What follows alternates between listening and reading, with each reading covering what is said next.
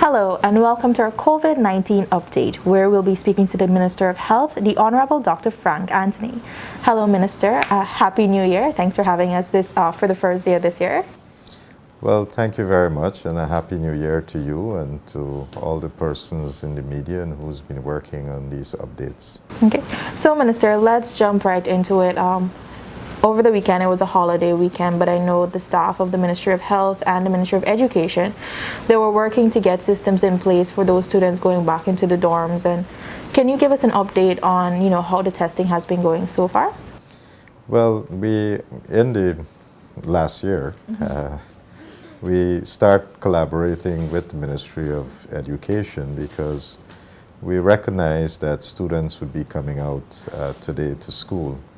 And therefore, we want to ensure that the school environment would be safe for them. And we started a program whereby as the students come into the school, these dorm schools, that we will be able to test them.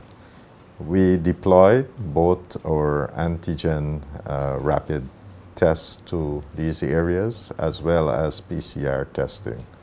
So all the students who would come back to the dorms would be tested, and we'll then be able to assure the Ministry of Education that they have a very safe environment.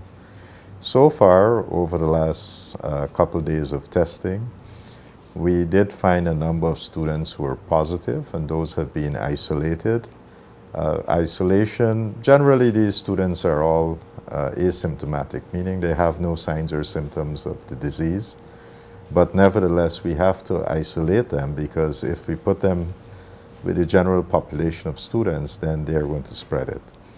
So isolation would be required, that they stay by themselves in a separate room. They'll be given food and education materials so that they can continue their learning and so forth. But they'll have to remain there for at least 10 days. If, however, they do exhibit some signs and symptoms, well, then those would be treated and would be monitored. And once they stop getting any signs and symptoms, then we'll follow the protocol to release them from isolation. So it's an ongoing process. Okay, Minister, you said a number of students, but you didn't give a specific number. Do you have that for us? Well, it's still an ongoing exercise, and we haven't totaled the amount as yet. We expect that there will be quite a few because with every one of the dorms, people are coming from different areas, and therefore we'll have to keep monitoring it. Okay, and Minister, are any of these students from areas that were previously monitored? Because I know last year we were monitoring several communities around the country. Well, as you can imagine, we have dorm schools in Essequibo, we have in Region 1, we have in 7, we have in 8, we have in 9. We have President's College, so they're coming from different parts of the country coming into these schools, and therefore we have to be vigilant. So that's why as yet we don't have a comprehensive number because not all of the students have come back in as yet. So later in the week, perhaps we'll be able to give you a number of how many students have tested positive. Okay, thank you for that, Minister. Now let's talk the COVID vaccine. I know that the rollout is proceeding at practically breakneck speed, with the Oxford AstraZeneca vaccine now being approved in the UK and India. And India is separately also using a Covaxin, which is made locally there. Can you give a quick update on any other candidate vaccine that might get past testing? Well, there are actually quite a number of vaccines that are undergoing testing, but there are different stages. One estimate by the WHO has shown that there are close to 300 different vaccines that are now being worked upon. A lot of those, however, are in the preclinical stage, meaning they haven't gone to human trials as yet. Currently, they estimate perhaps at least about 30 vaccines that are being tested in humans. You have the phase 1, phase 2, and phase 3 trials.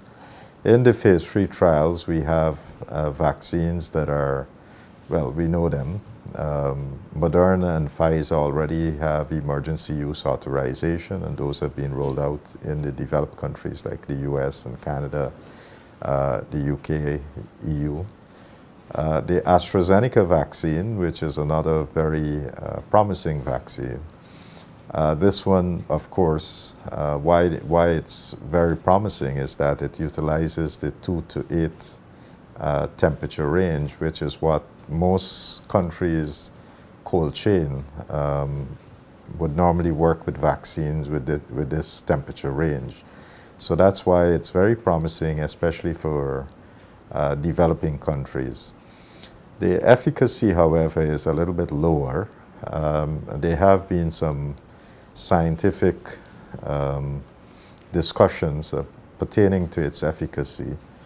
When they did the full 2 doses, dose 1, a full dose, and dose 2, a full dose, they noticed that the efficacy was at 62%. But when they did a half dose as the first dose and a full dose as the second dose, that efficacy went up to 90%. So based on this type of information, they're now probably recalibrating how to administer these vaccines to achieve its maximum potential. And it's good that we have seen the emergency use authorization being issued in the UK and, of course, in India. India would be the place where most of these vaccines are being manufactured. They are being done by the Serum Institute of India.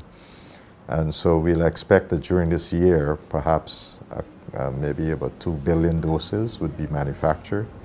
And while a lot of that would be used in India, we are expecting that through COVAX, because COVAX had worked with this Serum Institute and others, they would be able to access the AstraZeneca vaccine. Okay. Minister, what would be the regulatory process for a vaccine to be approved in Guyana? Our process is really a simple one. Once a vaccine has been approved by the WHO, then we would accept that approval, because it meant that the vaccine would have undergone a rigorous set of evaluation. There are also what is called stringent regulatory authorities, and so in the US they have a stringent regulatory authority, meaning that they would take whatever product through all its paces and interrogate it and make sure that it's safe for human consumption or human use. And in these instances, you have the US, FDA, you have the Canadians, UK, EU, Australia. These countries, if we see products that have been authorized from these countries, we generally accept them because they are part of this network of being a stringent regulatory authority. So that's how we would normally approach it. Okay, Minister. Now, previously you mentioned that the COVID-19 vaccine task force has been named under your direct chairmanship. Broadly speaking, what will be their mandate and when might be their first meeting? Well, we'll start working on that now. We have at least about, I think, 20 persons who are on the task force, and they come from various backgrounds and skill set.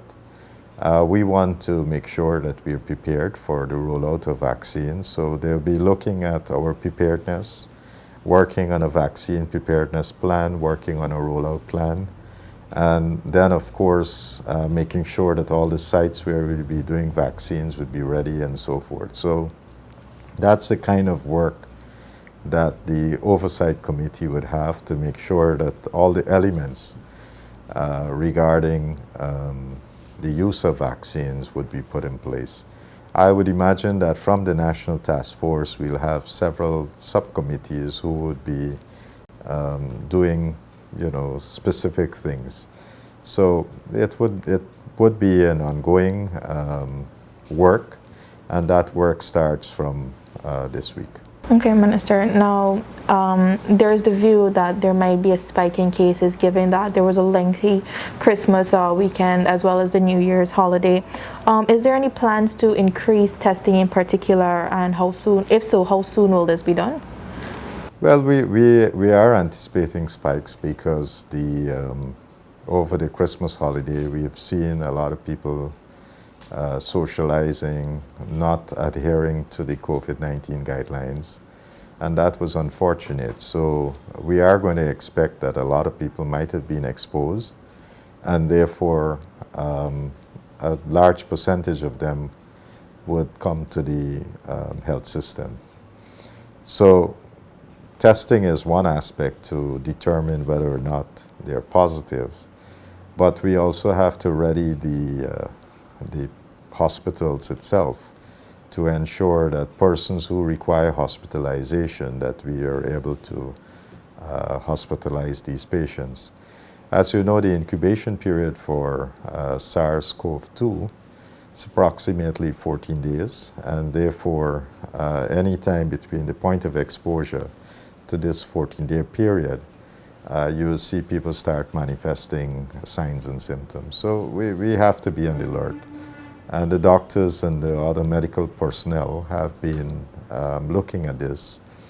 And while we are planning for a surge, we'll hope that we don't have one, because if we have too many people coming into the health system, it can easily overwhelm the system. Okay, relatedly, how's the ministry's testing capability in terms of volume and required staff in place for the process? Well, we have improved our the amount of testing that we can do. So whether it's PCR, we probably can do now between 1,500 to 2,000 PCR tests per day because of the types of new equipment that we have put in place at the National Public Health Reference Lab. In addition to that, we have introduced the antigen testing, and these are done at the point where you see the person, and they take between 20 to 30 minutes to do. So that has changed the dynamic of how we do testing. And we have deployed this into the regions, the far-off regions, so that they can use it on site. In addition to that, we have also put in place the Gene Expert machines. So these are not the types of PCR, but point-of-care PCR. And these have been deployed in the hinterland communities, again, to provide additional support for testing in these areas. Okay, thank you so much for that, Minister. This has been DPI's COVID-19 update. For more information, visit our website dpi.gov.gy or our social media platforms.